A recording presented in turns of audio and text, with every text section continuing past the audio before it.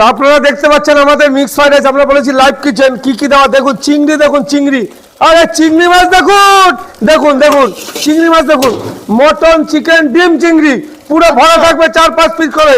দেখুন আমি মালটা বানাচ্ছি, শুধু দেখতে থাকুন। এটা কি হবে? আকাঙ্ক্ষা বলে স্পেশাল স্পেশাল মিক্স রাইস হবে। দেখুন রাইসটা দিয়ে দিচ্ছি। আর এই ধরনের চাল দিয়ে মিক্স ফ্রাইড রাইস করে বানায় না, এটা বিরিয়ানির চাল। দেখতে পাচ্ছেন কত লম্বা চাল, দেখুন দেখুন শুধু রাইসটা বানাচ্ছি, দেখতে থাকুন। যে একান্তা বলে মিক্স ফ্রাইড রাইস, আমরা বলি, মুখে বলি না। আমি শুধু এবার মশলাটা মারবো, দেখতে থাকুন। একান্তা বলে মিক্স ফ্রাইড রাইস কিভাবে তৈরি হচ্ছে, যে সম্পূর্ণ আলাদা সেন্ট আমাদেরটাই। যে লবণ দিয়ে দিলাম, চিনি দিয়ে দিলাম, একটু মিষ্টি মিষ্টি ভাব হবে। আর পুরো বাটার আর ঘিয়ের সেন্ট পাবে। বাটার আর ঘিয়ের সেন্ট ফ্রাইড রাইস থেকে বুঝতে পারবেন। এই যে গোলমরিচের ব্যাপার, সারা দেশ থেকে।